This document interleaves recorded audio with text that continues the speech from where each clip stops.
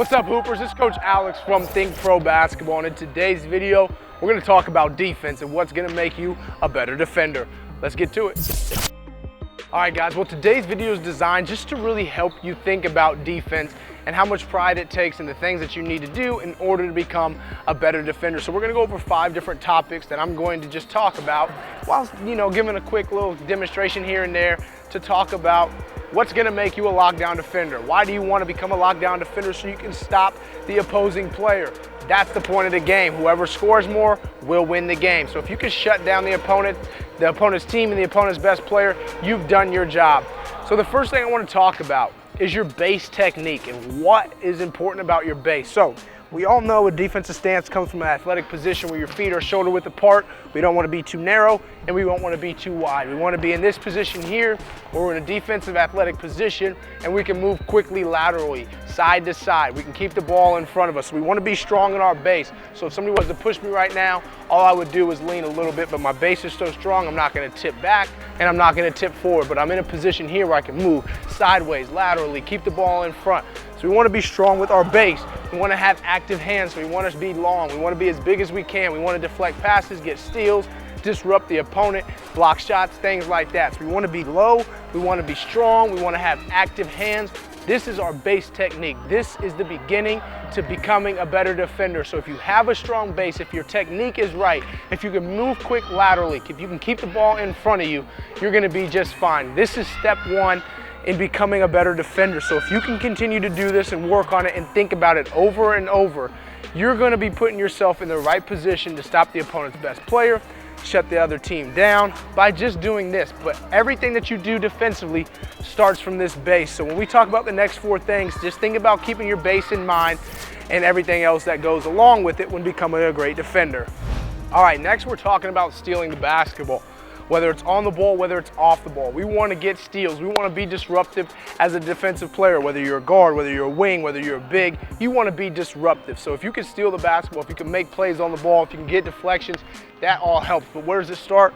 Boom, right here in our base. If I'm guarding the basketball, I'm strong, I can keep the ball in front of me, I can poke the ball loose, I can make the ball handler uncomfortable. I can steal it or I can poke it away. Maybe a defender of my teammate, he gets the steal. Or I poke it away and I can go chase it down. But those are just a couple ways. Again, be strong with your base, be here, be able to keep that ball in front, move laterally, be quick, but have active hands. Get your hands in there, disrupt that ball handler. Now, if we're talking off the ball, if the ball's up top, boom, I'm in my base position. Now I'm a little angled because I'm in deny. I'm here, I can push the ball out. I might be able to get a deflection. I might be able to poke it out and I can run and go get it. I might be able to deflect it where my teammate can get it, but I'm in my base, I'm here.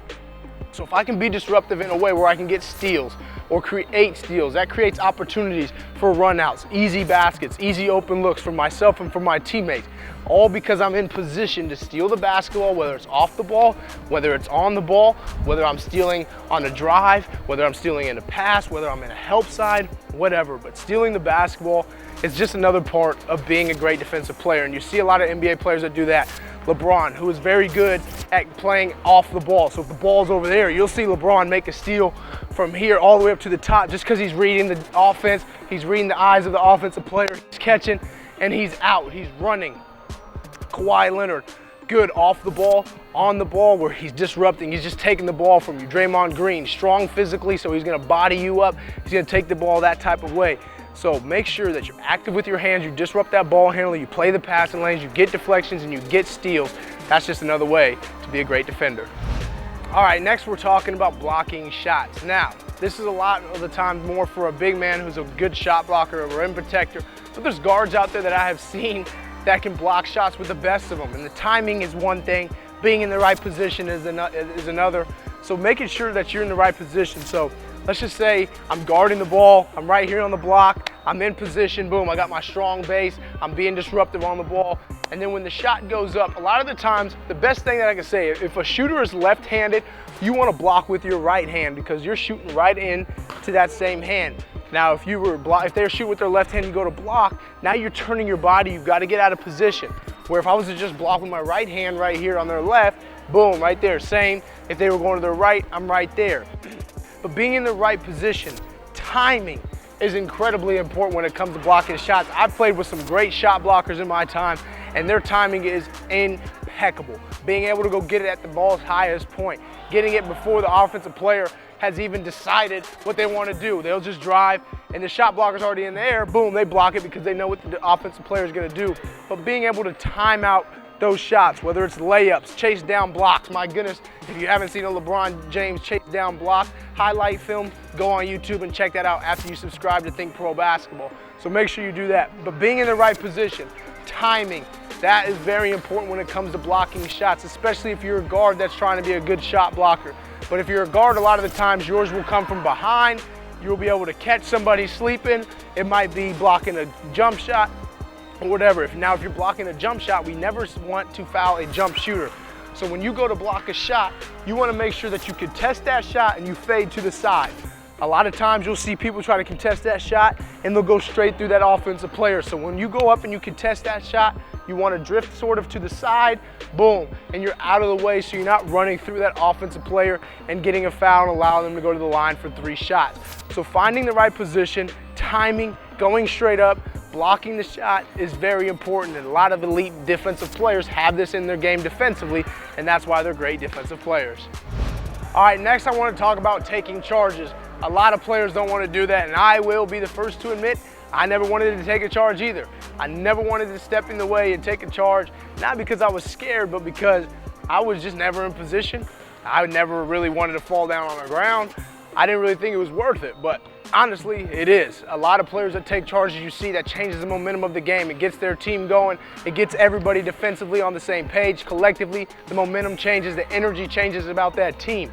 But that's all about positioning. So if I'm gonna go ahead and take a charge, I've gotta be in the right position in order to do that. Because you'll see a lot of players that try to take a charge, but they're late, they're out of position, they're in the restricted area, their feet aren't set, they're still sliding, they're leaning and stuff like that. So if you can time it out and be in the right position, so if I see that guy driving and I'm in help side, now I've got to be able to slide over, boom, get my feet outside the restricted area, feet established, show my hands and take that hit straight to the chest and fall back. All right, you have to be willing to do this. If you take a charge, you are doing the dirty work, and all coaches love players that do the dirty work. That will allow you to get more playing time. That will allow you to earn the respect of your teammates. That will allow you to just feel more confident in yourself because you bring a different dimension to the team. You bring a different dimension to the game. If you're one that slides over, put yourself in position to take a charge, to take that hit straight to the chest, to allow your team to get all the momentum, to give your team all that advantage just because you're willing to go and put your nose in there and take that charge. So if you can do this, if you add this to your game, then you're gonna be a great defensive player. You're gonna be a heck of a defensive player because you're willing to do the little things that matter the most. So when you're trying to take a charge, get your feet set, be there on time, rather be early than late. Feet set, be there early, show your hands, and take that hit to the chest. And after that, get hyped with your team and take that momentum the other way. All right, the last point I want to talk about is commanding your defense.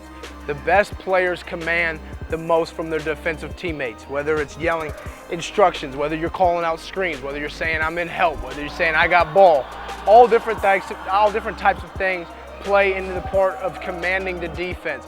First, you start with your base. You start with guarding the best player. You start with being in the right position. You start with your timing, blocking shots, making plays, whatever. But if you can be out there, if you're not doing anything other than commanding the defense, that's fine. That means you're out there, you're the voice of the defense. Pick left, I'm in help, oh, I'm here, I got ball. All that type of stuff makes a huge difference, and I didn't figure that out until college with how much we had to talk defensively in order to be a successful team. That's what's allowed us to be in the top 15 every year defensively as a group. So if you're out there and you're talking to one another, it helps you so much. But if you're out there and you're just the only one talking and you're the one that's commanding the voice and you're commanding others from everybody else on the court, you're putting yourself and those teammates in position. Maybe you're out there saying, you got my help, slide over, push, whatever. All different types of things that you can say on defense can allow you to help your teammates and help you put your guys' self in the right position to be successful, to right position to make plays, to block shots, to take charges, to make steals, all these different types of things to be a great defender. but commanding the defense takes a lot. It takes a leader, it takes a voice, it takes someone strong enough with the courage to go out there and talk and to yell and command from your teammates. But you can't command if you can't do it yourself. So you have to be able to do it and then give it to everybody else. But commanding a defense, I promise you, will put you in the right position. So make sure that you're doing that. So we've talked about our base technique, where it starts on defense. We've talked about stealing the basketball, blocking shots, taking charges, all the extra stuff that it is with becoming a great defender. Then we just talked about commanding the defense, being that loud voice out on the floor that's demanding everything from everybody on the court, so you all can be successful. These are all essential parts to being a great defender. I promise you that. These are all things that I learned throughout my college career that helped me become a better defender. That's why I'm giving it to you today. So make sure you really think about all these things we've talked about today so you can improve your defense and shut that player down. All right, Hoopers, well, we just went over a bunch of defensive tips to help you become a better defender, and I really hope you think about it, because being a two-way player is very important. If you could do that, you'll find yourself on the court a lot more, and you'll be more successful overall as a player, creating opportunities through your defense. So if you enjoyed today's video, do me a favor and click that subscribe button for me. Click the like button if you liked it. Leave a comment if you want. Let us know what you think and what you want to see in the future, so we can continue to help you out in improving your game. That's what we do here at THINCPRO Basketball, providing the opportunities, the knowledge for any type of player, no matter what type of position you are, no matter if you're girl, boy, man, female, whatever it is, we've got you covered. That's what we do at THINCPRO Basketball. We just want to help you take your game to the next level. So until I see you again next time, get out there, play some 5-on-5, some 3-on-3, some 1-on-1, some sort of pickup, so you can work on your defense and everything we've talked about today. And remember to always keep hooping.